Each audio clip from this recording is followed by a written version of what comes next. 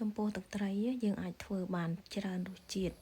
ដូចជារសជាតិក្តាមរសជាតិបង្គារសជាតិមឹកហើយយើងក៏អាចថែមម្នាស់ខ្ទឹមថ្ងៃក្រោយខ្ញុំនឹងបង្កើតរសជាតិផ្សេងទៀតតែថ្ងៃនេះខ្ញុំធ្វើរសជាតិម្នាស់ហើយនឹងក្តាមខ្ញុំមានក្តាមប្រហែលជា1គីឡូដោយសារតែក្តាមខ្ញុំដាក់ទូកកអញ្ចឹងហើយបងប្អូនគឺថាពិបាកបកបន្តិចអញ្ចឹងហើយខ្ញុំយកកត្រៃកាត់ជា2បងទៅហើយណាមួយដោយសារក្តាមនឹងវារាងតូចផង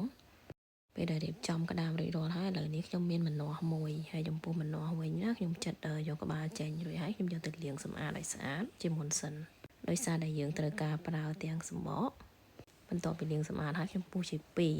ន្ទាប់មកខ្ញុំចិតសំបកតែសំបកនេះគឺខ្ញុំអត់ចោលទេខ្ញុំចិតដើម្បីទុកដាក់ធ្វើមេទឹកត្រីហើយសាច់វាខ្ញុំយកទុកឲ្យកូនហូបអញ្ចឹងទៅខ្ញុំជាអញ្ចឹងដើម្បីយកសាច់ខាងក្នុងល្អហើយខាងណាស្អុយអីគឺយើងជាបោះចោលលើ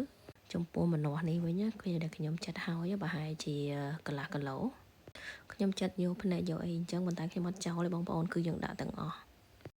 ហើយសាច់គឺខ្ញុំទុកហូបហើយចំពោះបណ្ដូលគឺខ្ញុំយកដាក់ធ្វើមេទឹកត្រីដែរបន្ទាប់មកបណ្ដូលអីគឺខ្ញុំពុះតូចទាំងអស់ដោយសារតែយើងធ្វើចឹងទៅគឺយើងងាយស្រួលដាក់ចូលទៅក្នុងកែវហើយចំពោះសំបកក៏យ៉ាងដែរបើបងប្អូនមានកែវធំបងប្អូនអត់បាច់ពុះតូចដូចខ្ញុំទេតែដោយសារកែវខ្ញុំរាងតូចដែរហើយក្បាលម្នាស់អីខាងណារាងជូរគឺខ្ញុំយកធ្វើមេទឹកត្រីទាំងអស់ដោយសារតែខ្ញុំទុកតែសាច់បន្តិចដើម្បីហូបទេបើសិនជាយើងដាក់ទាំងអស់ទៅវាដូចរាងច្រើនពេកពេលដែលយើងចិតរួចហើយយើងយកទៅចាក់ចូលជាមួយក្តាមហើយចំពោះខ្ទឹមវិញគឺខ្ញុំដាក់2កំពឹសយើងដាក់ទាំងសំបកហើយនឹងសាច់បងប្អូនមានច្រើនបងប្អូនដាក់ច្រើនមកគឺកាន់តែល្អខ្ញុំប្រឡេះយកមើលមួយអញ្ចឹងហើយទើបខ្ញុំយើងដំឲ្យបែកទៅបន្ទាប់ពីដំរួចហើយគឺយើងយកទៅចាក់លាយជាមួយនឹងម្នាស់ហើយនឹងក្តាមដែលយើងបានត្រៀមទុកមិញហ្នឹងហើយចំពោះត្រីវិញគឺខ្ញុំមាន3គីឡូហើយត្រីនេះគឺខ្ញុំខ្វេះយកពុះអីចេញអស់ហើយខ្ញុំលាងសម្អាតរួចហើយខ្ញុំទុកចោល2យប់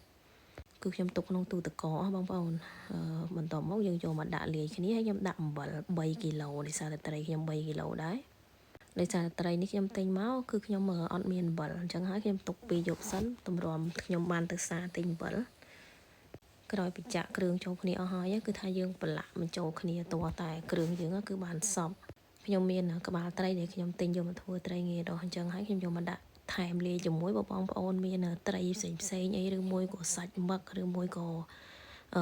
ត្រីអីក៏បានដែរបងប្អូនមានណាយើងអាចយកមកដាក់លាយជាមួយបាន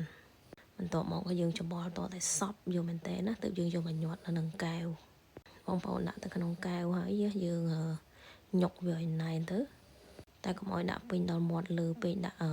មកស្មើល្មមទៅបានហើយដោយសារតែពេលវា